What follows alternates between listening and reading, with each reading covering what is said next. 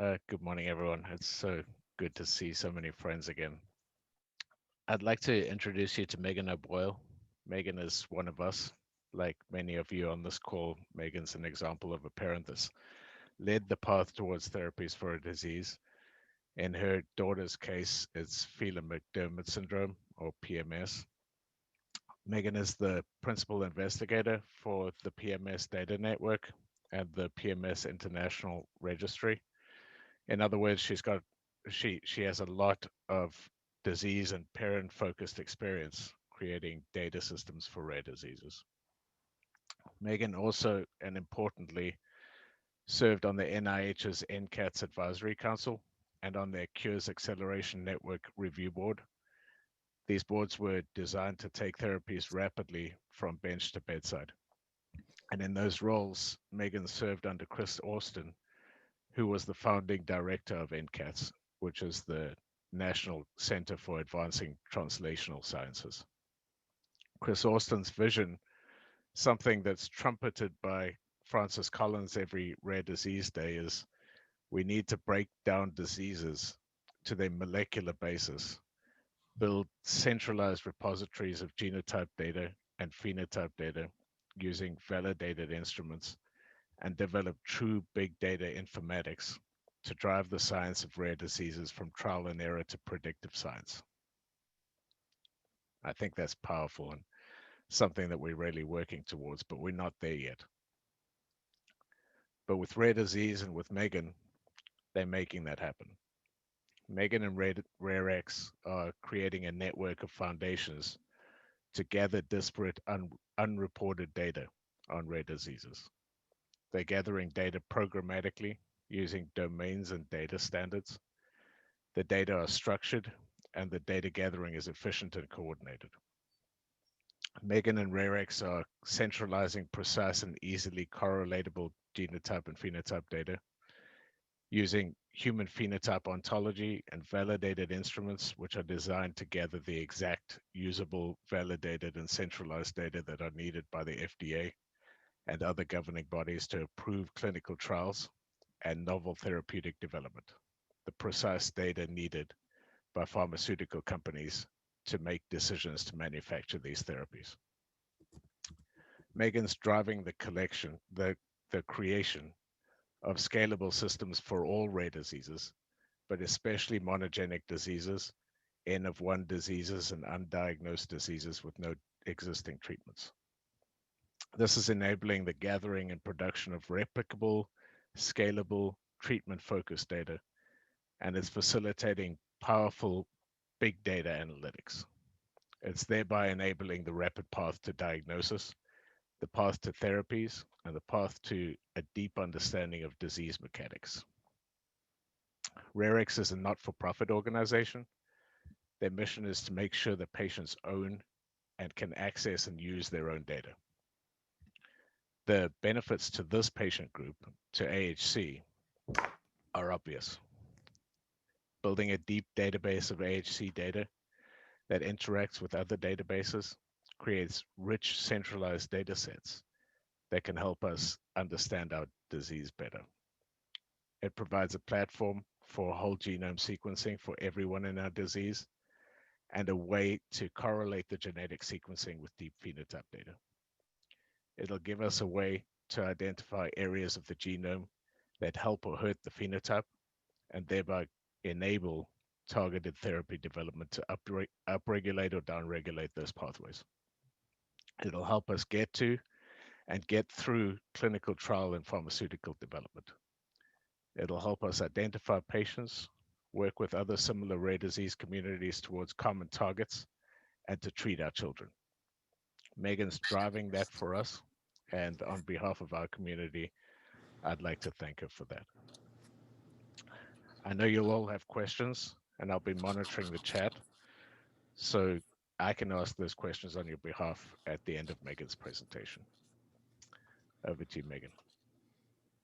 Good morning, everybody. Thank you so much for giving up your time on your weekend. And I know firsthand, as Simon said, some of the challenges that you all are facing. So I really appreciate you choosing to sit in on this session. hearing Simon's description of me, I was just like, well, no wonder I'm so tired. I will say that most of what Simon said, I would never have understood, including the words phenotype and genotype 10 years ago. The first 10 years of my daughter's diagnosis, I was focused purely on her diagnoses, her treatments, and her IEP goals. And I was not involved in the nonprofit foundation. I was not a founding member, and I didn't raise money. And kudos to Jean for having the position to introduce you all to the importance of fundraising. Simon, I'm getting some feedback. Is that me? I'm getting the same feedback. Could everybody go on mute, please? Or Bill, if you can mute everybody. Yeah, I'll take care of it. So 10 years ago, like I said, I was a bystander and, taking care of 3 children and one with a rare disease. And our foundation decided to collect data. Now, unlike many of the people that are on this call and the 2 that have spoken so far, I was not a research parent. I didn't think research was going to happen in my child's lifetime. I was overwhelmed by it. And frankly, I probably would have skipped the last session and some of the others because I didn't understand how research was going to be able to change the quality of my child's life. Within a year of beginning to help the foundation collect data and going to meetings and meeting researchers and meeting data scientists, I realized that the science is moving incredibly fast. And this was before people were talking about gene editing and gene replacement. So I just want to congratulate you all at the speed of what you are doing and the incredible goals that you have. And although I'm not here to talk to you about fundraising, I will tell you that the first 10 years, my husband and I were too scared to ask friends and family to do anything. And after a conference similar to this, we sent out an email for my daughter's birthday to everybody on our Christmas card list. And lo and behold, $13,000 rolled in. And the next year we added a few more names from our kids' school directory and $25,000 rolled in. And then it was no holds bar. We hit up doctors, we hit up the grocery people. And on average, we're able to get with an email, $50,000 a year for our foundation. And the reason I'm telling you this is the hardest time to raise money is the first time you do it. And then when you see how happy people are to help you, you realize that you're not imposing on them. And people will stop me in grocery stores and say, I'm so glad we got the update on Shannon. She sounds like she's doing great. When's the fundraiser? And so for those of you who haven't put your toe in the water of fundraising yet, it's not as scary as it seems. And as Jean pointed out, doesn't have to be a gala. It can start with something online. And this is actually pertinent to what we're talking about today, because funding is scarce and you have to decide where to spend it. I'm going to go ahead and share my presentation now. And again, please put your questions in the chat. And I'm going to go fairly quickly. Not that data collection isn't a riveting conversation, but I really enjoy the question and answers the most. So let me just, in the next few minutes, we're just going to, go through who we are, what we're trying to do, and what this means for your organizations as well as you as a family. As Simon mentioned, RareX is a nonprofit. We raise money just like you do. It was created by a group of people who were incredibly frustrated with how slow drug development was happening in the rare disease space. This RareX platform collects, connects, and shares data. We do not own it. We do not sell it, not even to pharmaceutical companies, nor do we do any analysis or research on it. Hence the own it. And RareX is powered by an incredible group of people at the Broad Institute, which is a nonprofit as well, that share our mission and is a collaboration between Harvard and MIT up in Massachusetts. For those of you who haven't had the frustration of dealing with the data collection, There's a lot of barriers that RareX is trying to remove. One is that data exists, but it exists in one place, one institution, one researcher perhaps, and it's not getting out to where it needs to be. The second thing is that the data is collected, but it may not have been collected in a structured way. You heard Simon talk about structured and standardized, and I can talk more about that. Or it's been collected in a way that it was not overseen properly and is not able to be used by researchers. Or in many cases, the data just doesn't exist. There are truly new diseases being found every week. So this is kind of a crowded slide, but at the top, you'll see these groups in pink, and you'll see AHC over here to the right. These represent the 10 groups that are going live to collect data from their communities this month. In blue, you'll see that there's little pieces of paper. Those are the surveys that the families will be answering. And we're going to start out slow so as not to overwhelm people. So as you'll see later, we're going to start out with general information, demographics, some very general medical questions.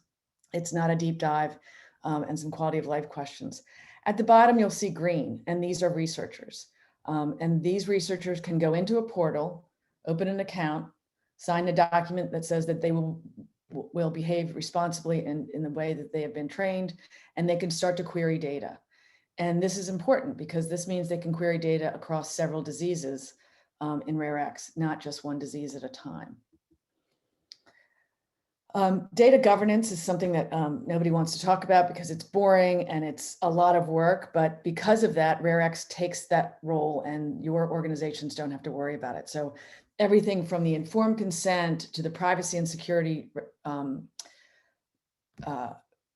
precautions to the data regulation by country falls into the purview of RareX. This saves a lot of staff time, a lot of frustration, and frankly, a lot of funding. So how did your organizations come to choose RareX? We weren't the only game in town.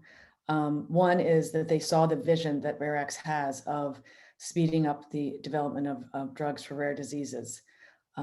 They recognize that anybody can collect data and ask questions, but RareX's mission to only collect standard and structured data that can be used by researchers was very important. Again, patient-owned and managed data, and I'll explain more about this later when I talk about the data sharing. We touched on governance as well, and there's a streamlined way for researchers to access the data instead of knocking on each disease organization's door and asking permission to get data. There's also the ability to connect to other existing data sources. And your own researchers have already come forward and very generously said, how can what we've collected over the years benefit RareX? And so, again, kudos to your community for being so collaborative. The next item comes back to my fundraising question, and this is, there is no cost for RareX to either your organizations or to the patients or even to the users of the data, which are the researchers and industry. And this is important because, as Jean just said, every dollar counts. And instead of spending money on data collection, that money can be used for things that Jean outlined. And again, no cost to researchers. Now, your time is valuable, and many of you probably don't get more than a few hours of sleep. And you're thrilled if you get to have a shower every day. So, what is the value proposition for you as a family member of someone with AHC to frankly answer yet another survey, which may have looked similar to other surveys you've answered over the years? And one is, we will be able to return data to you in a summarized way. These researchers that are doing extensive data analysis and research, it takes them years to get the funding to do it. You participate in this important study, but it takes also a long time for the analysis and eventual publication, which means you may have participated in a study, but the results may not come out for a few years. And that can be frustrating. In RareX, we're collecting data and we will return a summarized data to the community in a timely manner. There's also, because researchers can look at multiple diseases and they can easily access the data, they can also identify which patients may be the best patients for their next deep dive study or their clinical trial. So being in this database makes you part of a list of potential people that could be chosen for even more extensive research. And this data is available to researchers worldwide, not just to the researcher that's collecting it. And this means more eyes on data. There may be people that have never heard of AHC, but are doing really important work in certain genes or in certain symptoms. And when they do their query, they come across your family members' data. And this is how novel discoveries can be made. It's vitally important for diseases like ours to have updates every year. The best way to see the progression of a disease is to see updates on a regular basis. So RareX will be sending reminders to families to update their information. And again, often other studies, although they're deep dives, they don't have funding to go on for years and decades. The ability to manage your data, sorry, I'm having technical difficulties and it's on my end. And obviously faster treatment. So what do you need to start? Not a whole lot. You do not need copies of your medical records. You do not need a detailed family history. You only need about 30 minutes and you don't have to finish it all at once. Let's face it, we get interrupted all the time. And we do recommend certain browsers. Do not use Microsoft Edge or Internet Explorer. So what will your journey be like? You can enter the RareX system through your own organizations, any of them, on their website. They will have a link to what we call a community page, which will give you some more information about why this is so important. Then you'll set up an account, review the informed consent, and make your data sharing choices, which, like I said, I'll be reviewing. And then you head to the surveys. At the bottom, you'll see dashboard. This just means that you'll have a dashboard where you can see which surveys you finished and which ones are still available. So here's just examples of your amazing websites and how they're introducing you to RareX. And this is the community page that you will be led to. In the top corner, it explains what this is and then why you should participate. And then if you scroll down, there'll be frequently asked questions.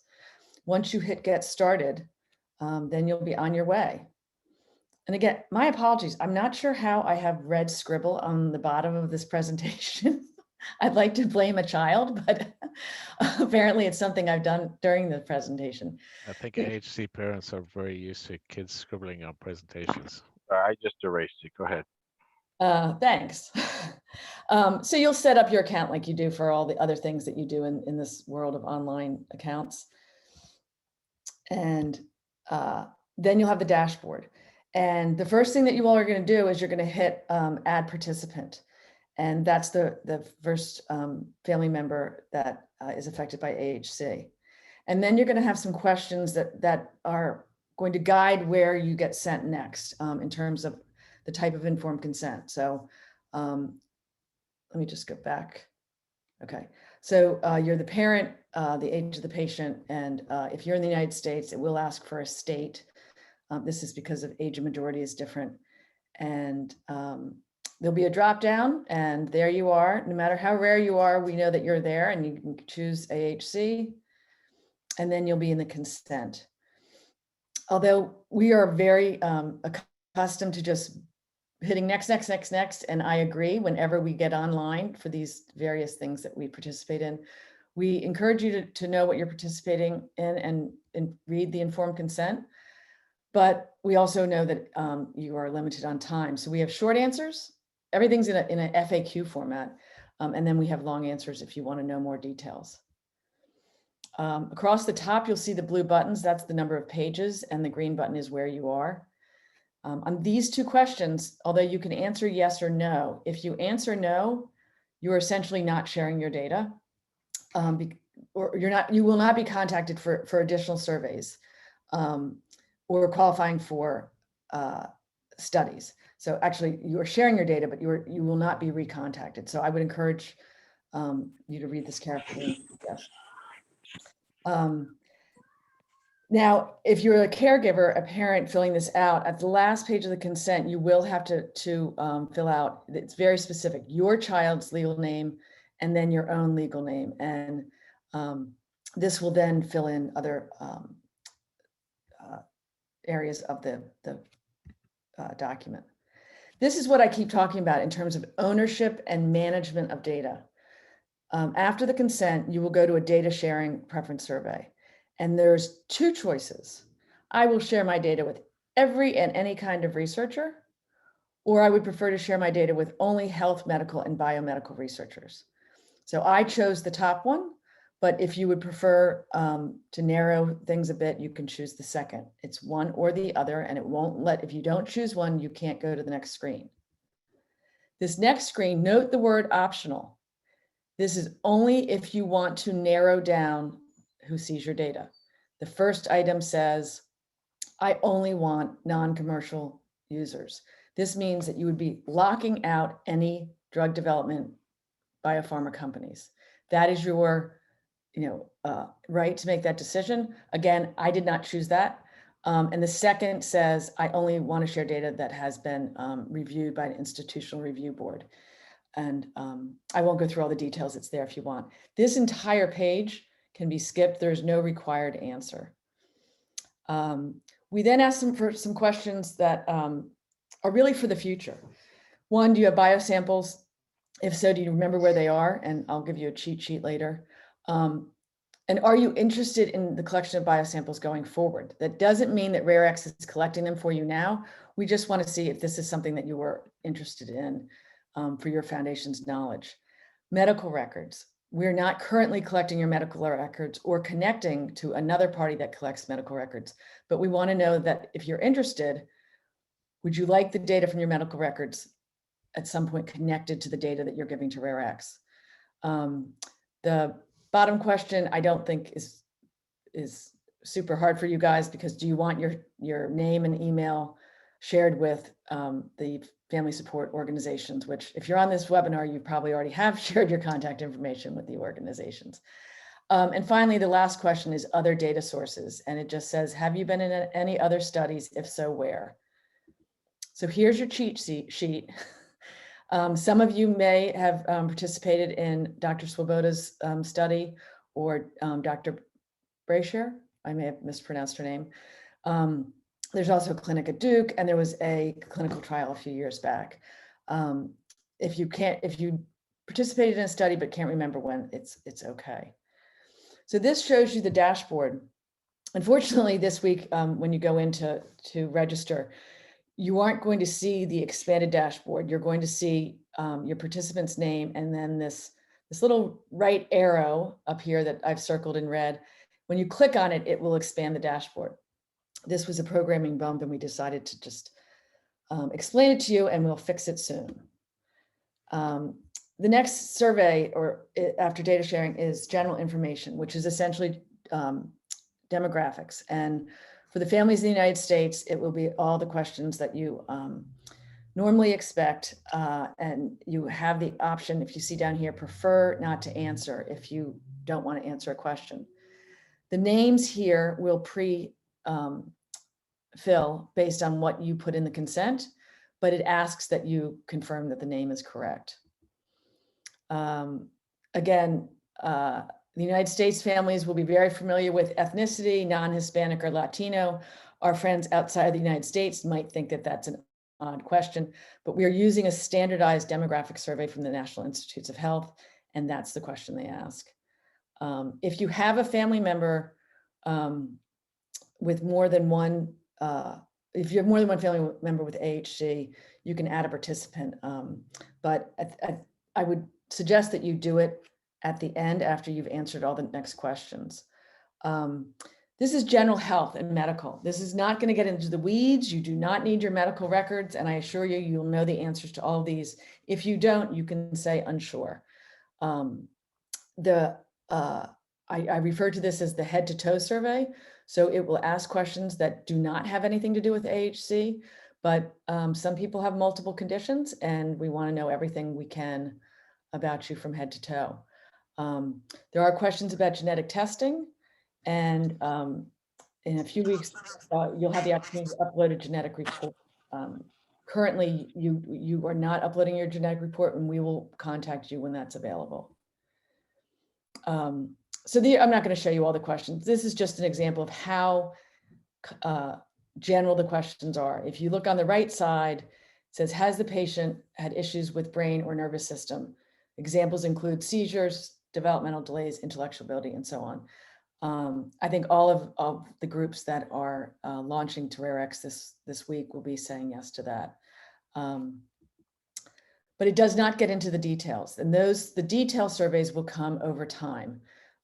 We don't want you sitting here for hours on time answering every question that is applicable to your family member. And this is a really important screen. And if you know anything about data collection and quality data, you never have a fill in the blank. It's called free text, and data scientists hate it. But we have it because we want to know how I describe your family member's diagnosis. We will then take everybody's different descriptions and see if we can come up with some common descriptions to make a drop down. But considering the fact that there are over 9,000 diseases, we didn't want to have a drop down of 9,000. For many of our diseases, my daughters included, the label of the disease is a moving target based on the science of the gene and also what country made the diagnosis. So you can fill in AHC, you can spell it out, you can add extra details. But after that, hit add another diagnosis. And this is where you could put seizure or epilepsy or convulsion. And then you hit add another diagnosis, and you can put low muscle tone. So there's no limit to how many diagnoses you can add. I know you have very medically complicated family members, and this is where you get to count everything. We're not trying to pigeonhole you into one thing. Okay, and then this is the last survey for now is the quality of life survey. And although we vetted all the different quality of life surveys, and this was the one that we believe is the best quality. As parents of patients with complicated diseases, some of whom are nonverbal, some of these questions are hard to answer. So we did add unable to answer because of my child's condition or communication skill. And at this point, you're finished. I want to talk, before we do question and answers, why you're doing this. I just showed a slide that other people have collected data and samples and are doing research. Why another collection? And the answer is because this isn't funded by one organization like the NIH, which is a limited funding opportunity. This is not being done by one institution like a university or a medical center. It is, as we said, free to the organizations, and it's meant to go on indefinitely. And so this is kind of your home base. This is where you log back into when your family member has a new symptom. This is where we will send you at least once a year an email saying, hey, have you gone in and updated your information? And this is really important. You don't have to re-answer all the questions. You just need to simply say no changes or click the boxes where the answers have changed. This is critical. If you only answer a survey once, it's a snapshot, just like an EEG is only a snapshot of that moment. But if you answer something on a regular basis over time, it's a moving video. It is what does this disease look like over time? How does this patient make progress or regress?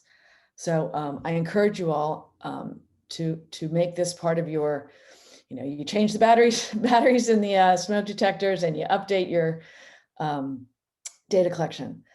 The other thing I touched on this earlier is the ability to do cross-disease research. My daughter's disease, Phelan-McDermott syndrome, is very rare. We only know of 2,000 people in the world that have the diagnosis, but it looks like at least 100 other syndromes, including Fragile X and Rett and others. So although we're rare, we are not unique. And this means there are researchers looking into certain symptoms but they're completely unaware of the diseases associated with these symptoms. So this is an exciting offer for RareX to be able to allow researchers to query data and come across patients with conditions they've never heard of. When you answer the questions, you might be slightly frustrated and say, I just said yes to seizures, but I want to describe when they started and how many they have and what kind they are. And there will be an opportunity for some of that detail later. But there's going to be questions that you may also want to answer about daily living that may not get asked. And that is because RareX has chosen to be very drug development specific. And that is because that is where things need to be done. But if we ask questions that do not have anything to do with drug development, we are making these surveys longer, which is making your burden larger, which is lessening the likelihood that you're going to come back next year and update. So we are trying to ask the least number of questions about each symptom, so you'll stay engaged. So please don't feel frustrated if we're not asking everything. We will also be putting out new surveys over time. So you'll get an email and say, we're happy to announce that we have a new survey on sleep. Please log back in and answer this survey. Again, I want to say that this is complementary to other studies. It does not replace what other researchers are doing. And RareX believes in sharing what we're collecting with other efforts.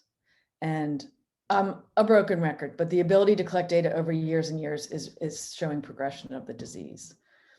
So I'm just going to go back here, just where I said complementary to other studies.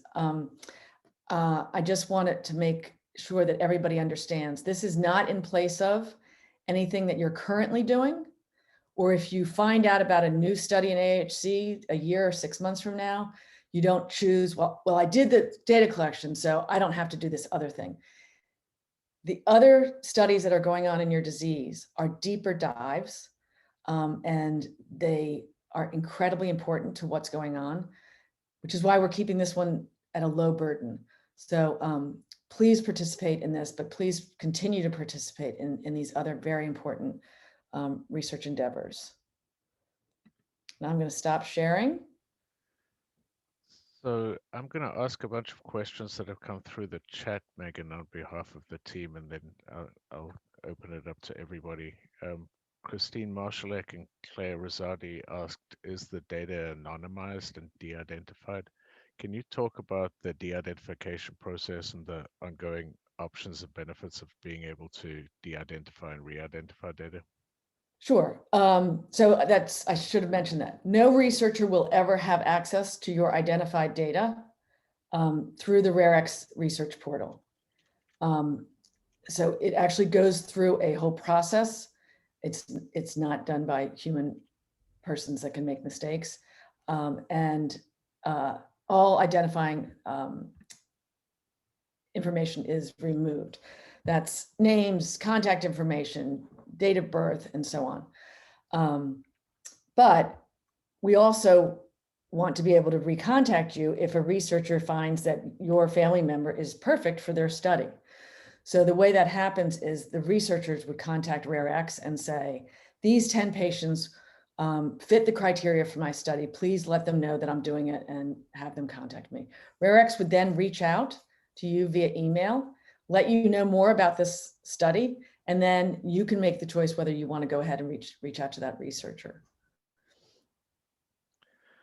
Thank you. Kelly Andresco asked, should there be only one account per household?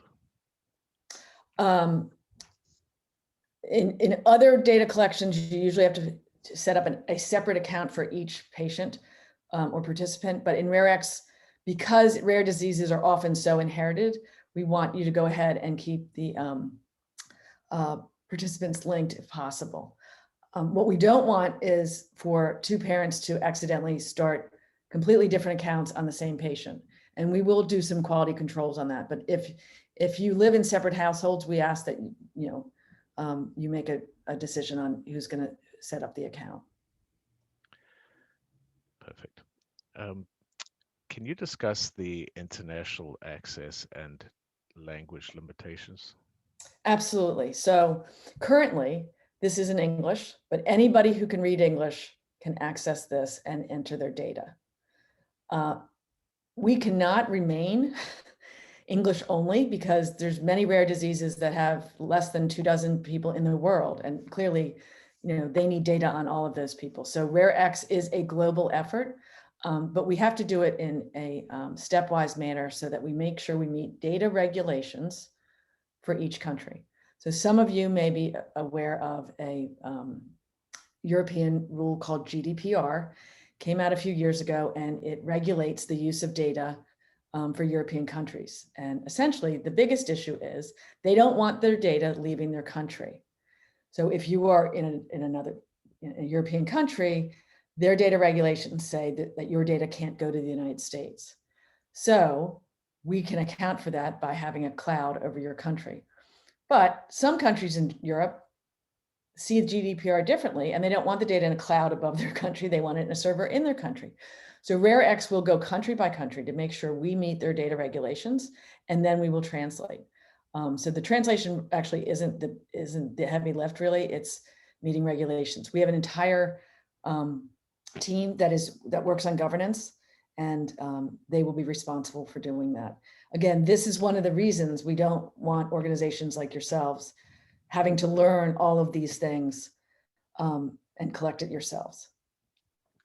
So on a very similar topic, a question was asked, since it's global data sharing, is there a vetting process for participating researchers? Absolutely. So when they go in, and this portal has existed for several years at the Broad Institute and is being used by very large studies, including one in the United States called All of Us.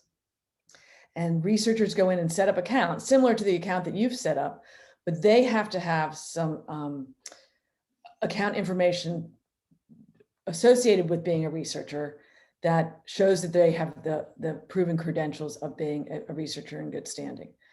And from there, they then have to sign data sharing, we call them data sharing agreements or data use agreements, in which they promise not to try and identify anybody, not to try and reach out to anybody. If the problem with rare diseases is sometimes people know too much about the patients, and if they are even looking at anonymized data, they can figure out who that person was that they met at that conference. But in this data use agreement, they are promising to follow all the ethical rules of researchers. But also, when they query the data, if you as a participant have put limitations on who can see the data, for instance, you don't want you only want somebody who's received a certificate of IRB review.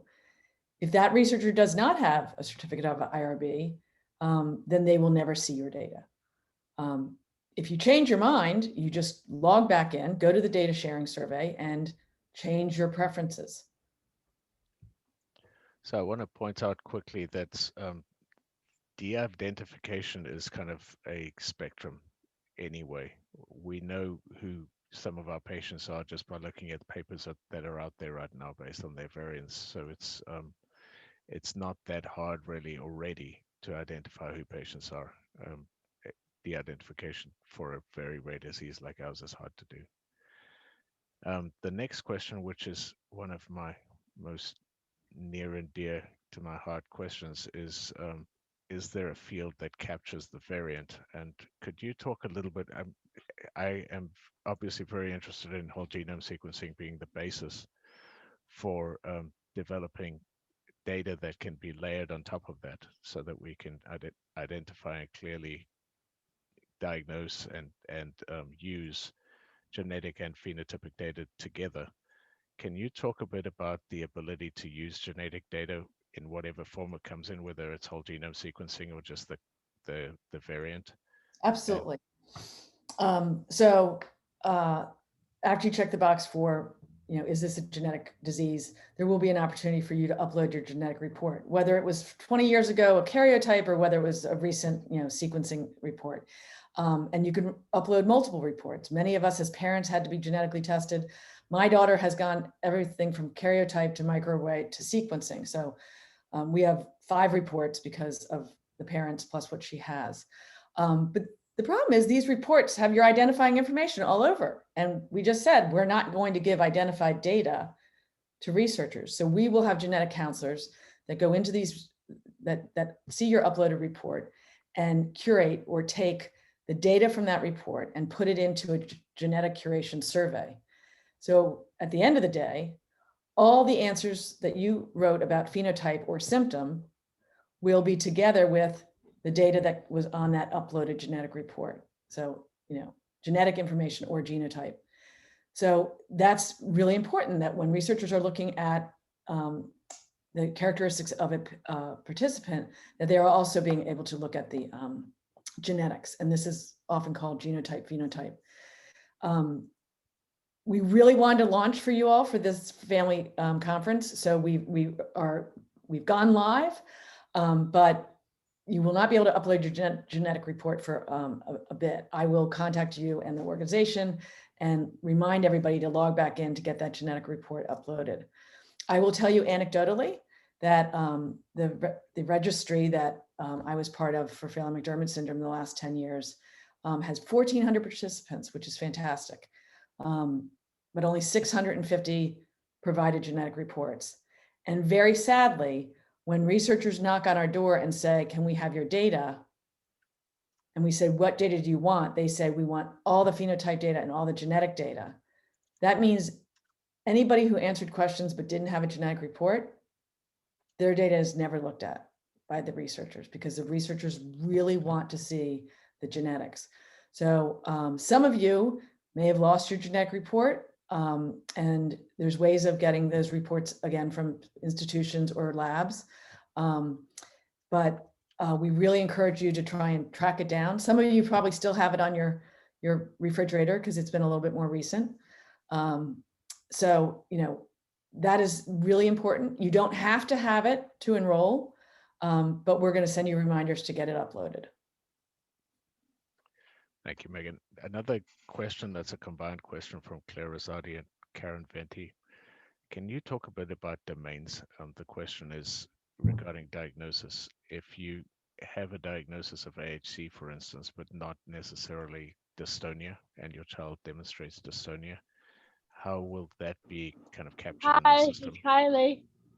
And then also, how will medications be integrated into the data system? So excellent. So you don't need a formal diagnosis. One of the mistakes that Phelan-McDermid syndrome made when we asked our non-standardized question was saying, do you have a diagnosis of autism? Do you have a diagnosis of this? The fact is, do you have the symptoms of that condition? And if you have the symptoms of that condition, then you can report that. And that's another reason why we have the open text. I will tell you, the open text isn't there forever, but while it's there, I beg of you, I plead with you, don't put any identifiers like your child's name. Please don't say Johnny has AHC, because somebody will have to go manually take out that name. So, when in doubt, tell us what you know. You are the expert on this. And more than likely, you may be getting the diagnosis someday, but you're waiting 6 months to get into the see that specialist, because that's how long we all wait to see specialists. So before I go to the second question, Simon, does that cover the meaning of the question? I think it does. I would also like to talk a little bit about domains related to that, because it's we have designed this in a way that kind of captures symptoms by body part, right? And dystonia may be part of that. For instance, epilepsy is another domain that we would go into, probably ataxia, probably dystonia. So if you could describe the domains and how the questions would work there, and also, with respect to Karen Venti's question about medications and how that might be part of a domain. Okay, so excuse me, Simon and Megan, this is Gene. I just want to let you know we have 5 minutes until the session is over, just to be a time check. Great, thanks. So the first survey are yes, no. If you say yes to neuro, for instance, or brain issues, as we vet and put up new standardized surveys about things under neuro, like sleep, like epilepsy, and other neuro things, If you said yes to this, then you would be made aware of other questionnaires. If you say no to something, you're not going to be exposed to a questionnaire that is not applicable to your family member. There's different routes to get to different places. For instance, somebody with diabetes may think of it as a blood disease, but somebody else may think of it as like an endocrine thing. So RareX will do the work of making sure that you get routed to where you need to be. Over time, there will be surveys that generally go into muscular issues, and then more specifically, another level would go into more specifics. Again, these are going to come out gradually. We want this done in an easy to digest manner. There will be questions about development, and there'll be questions about communications, but they won't be as extensive as some of the other assessments that you have had to answer in the past. And that goes back to what is relevant to drug development and FDA and EMA. In terms of medications, you would think that this is one of the most important things, especially when there's 18 anti-seizure meds and we want to know which one's working for our community. The problem is it's really hard to get usable data on medications. RareX will have a survey related to medications. They don't currently. One of the issues is that some of our medications change so frequently that updating once a year is not going to cover what our family members have been on. Another is, who's to say whether something's is helpful or not. So we made the mistake of asking questions about epilepsy meds and when did you start? When did you stop? Why did you stop? Did it work? Did you go back to it? It was a burdensome question that everybody filled out and not one researcher was interested in the data from. So before RareX asks any questions about medications, it will be designed in a way that data will be useful. Thank you. And then just one last question, if we can, which is kind of combining two questions from Lauren and Catherine. First of all, is there a way to invite our researchers who are currently working with to give them access to our child's data? And as part of that, Catherine asked, RareX is promising to give summarized feedback to patients. Can you describe the form that it will come back in? Sure. Yes, we want to collaborate with your researchers. And yes, we would like to have you not answer the same things you answered for RareX for everybody else. So we will find a way to make those collaborations work whenever possible. A lot of that comes down to what you consented to do with your data in another study, and whether that data can be connected with RareX or not. But it is in our mission to connect as much data as possible. And as I said, your research, you've already had a researcher come forward and say, how do I help? So that's a great thing because not all researchers feel that way. But you all come from an incredibly collaborative community. And Simon, what was the second question? The second question was, apart from researchers, how will the data come back and how can the AHC community use that? So in the beginning, the aggregate data will be, this is how many enrolled, this is how many countries, this is what countries those who enrolled were from.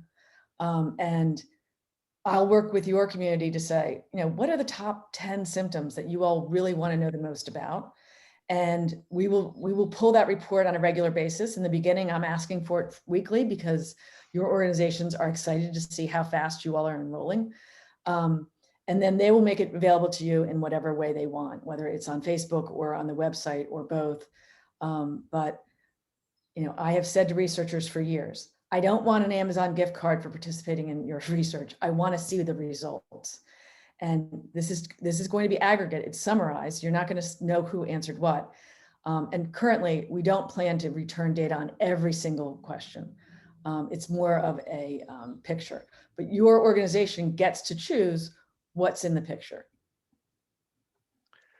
Okay. Megan, I want to thank you on behalf of the community. It's an amazing presentation you just gave us, and I think highly usable and targeted towards our therapeutic targets and missions.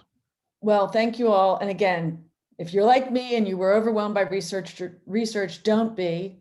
Stick your toe in the pond. And if you're like me and didn't know where to start raising money, work with your organization.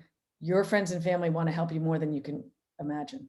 This isn't a condition where they can drop off a lasagna, like when your kid gets their tonsils out. Your friends and family are sitting around wondering what they can do for you. So when you ask for help, they'll be happy to help you. And I know that wasn't my mission today, Simon, but I'm talking as a fellow rare parent.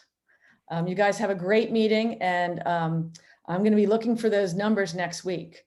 Good luck to you guys, and thanks for your time.